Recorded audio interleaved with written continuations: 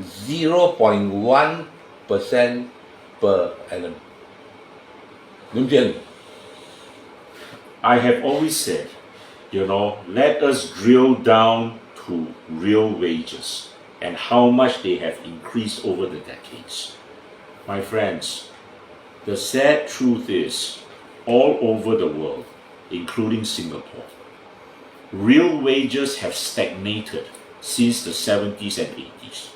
And yet we have these neoliberal leaders who come out and tell us globalization has made everyone more prosperous.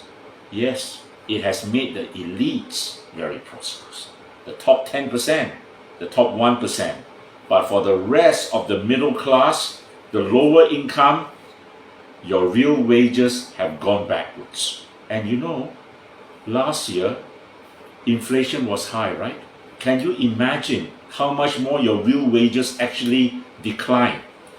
And the same is going to happen this year, because despite what Lawrence Wong and the others have told you, high inflation is here to stay, okay?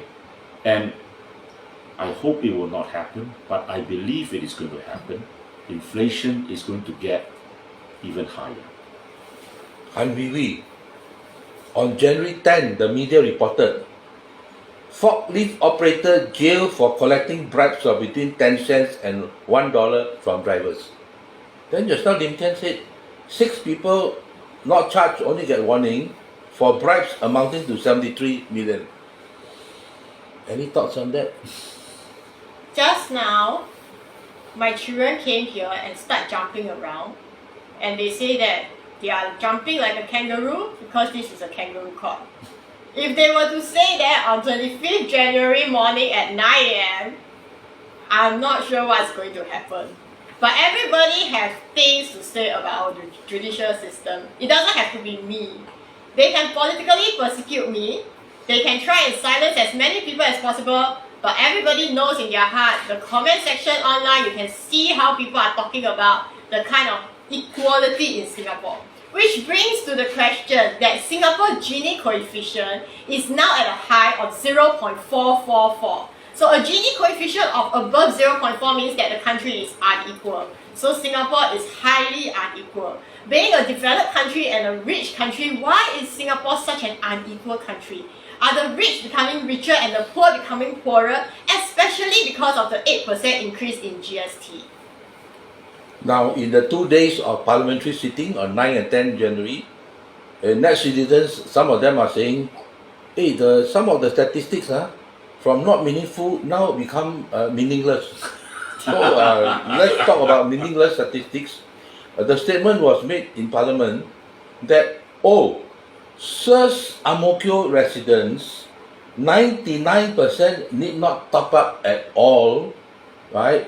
If they choose the 99-year lease or 50-year lease. I am not a great expert on the HDB, but I understand that up to now, the figures for how many percent of those affected residents taking up the government's offer has not been finalized. All right? I would very much like to see what is the final outcome and what is the percentage of residents taking up Desmond Lee's offer. All right? The proof of the eating is in the pudding, right? Okay? So let's look at that.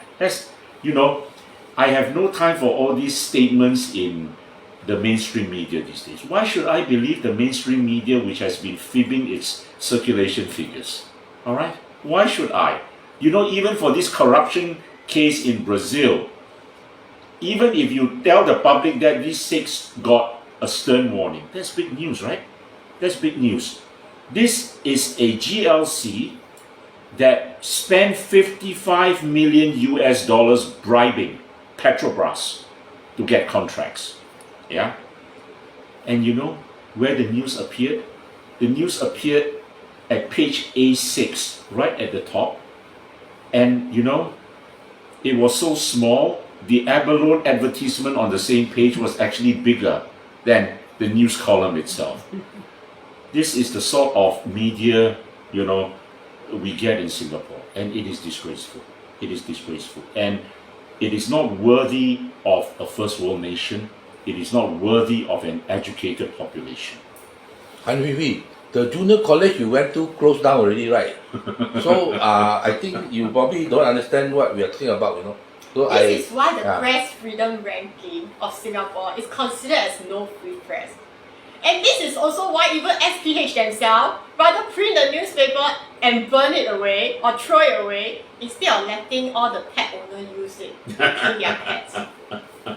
Okay, I help you lah. Okay, you see the statement 99% of residents don't have to top up if they choose 99 or 50-year lease. So mathematically, if most of the residents have to top up, right? But you say choose either 99 or 50. So obviously 99% need to top up lah.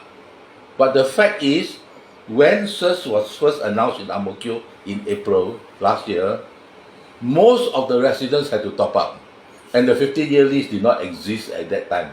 So this really meaningless. Moral of the story is that if Singaporeans don't make noise, then like what the Prime Minister said, there is no protest about the CPF outside Singapore Parliament. And that's what Singaporeans are happy about it.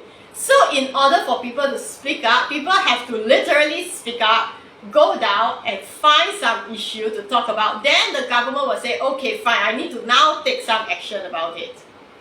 You know, let me say something here about Parliament. Zhi Yan mentioned that Parliament sat for 2 days on the 9th and 10th of January. You know, my friends, a Singapore MP gets 16,000 a month. I think it's 16,000 a month. Yeah, as an allowance for being an MP.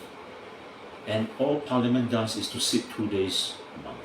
Yes, during the budget, it may have more days and all that.